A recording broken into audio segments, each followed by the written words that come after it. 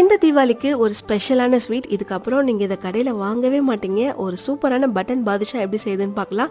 First ஒரு பெரிய mixing பவுலில் 2 டேபிள் ஸ்பூன் தயிர், ஒரு 1/2 teaspoon baking powder, 1/4 teaspoon baking soda சேர்த்து நல்லா மிக்ஸ் பண்ணிவிட்டு இதில் 1 கப் மைதா சேர்த்துட்டு கொஞ்சமாக உப்பு சேர்த்துக்கோங்க. இதில் ஒரு 4 டேபிள் ஸ்பூன் அளவு நெய் சேர்த்துட்டு நல்லா கலந்து எடுத்துக்கோங்க. அதுக்கப்புறம் கொஞ்சம் கொஞ்சமாக தண்ணி தெளிச்சு நல்லா டைட்டாக பசிச்சு எடுத்துக்கோங்க. இது ஒரு 1/2 hour அப்படியே இருக்கட்டும். இப்போ நடுவில் நம்ம பாகு காய்ச்சிக்கலாம். பாத்திரத்தில் 1 கப் சுகர் சேர்த்துட்டு கூட கொஞ்சமாக தண்ணி சேர்த்து நல்லா மிக்ஸ் பண்ணிடுங்க. கொதிக்கும் போது இடிச்ச ஏலக்காய் ஒரு 4 சேர்த்துட்டு கூட கொஞ்சம் குங்குமப்பூ சேர்த்து நல்லா மிக்ஸ் பண்ணி விட்டுருங்க. அதுக்கப்புறம் ஸ்டவ் ஆஃப் பண்ணிட்டு ஒரு 1/2 டீஸ்பூன் அளவு லெமன் ஜூஸ் சேர்த்து நல்லா கலந்துருங்க. அப்படியே இருக்கட்டும். நான் இன்னைக்கு Mister Gold refined sunflower oil தான் யூஸ் பண்ண போறேன். பொரிக்கிறதுக்கு ரொம்பவே நல்லா இருக்கும். இந்த தீபாவளிக்கு நிறைய பலகாரம் செய்வீங்க, அதனால 5 லிட்டரா வாங்கிக்கோங்க. இதுல இன்னொரு பெனிஃபிட் இருக்கு. 5 litre Mister Gold refined sunflower oil வாங்கினா ரொம்ப சுத்தமான ஃபிளேவரான 1 கிலோ குலாஸ் நாட்டு சக்கரை ஃப்ரீ.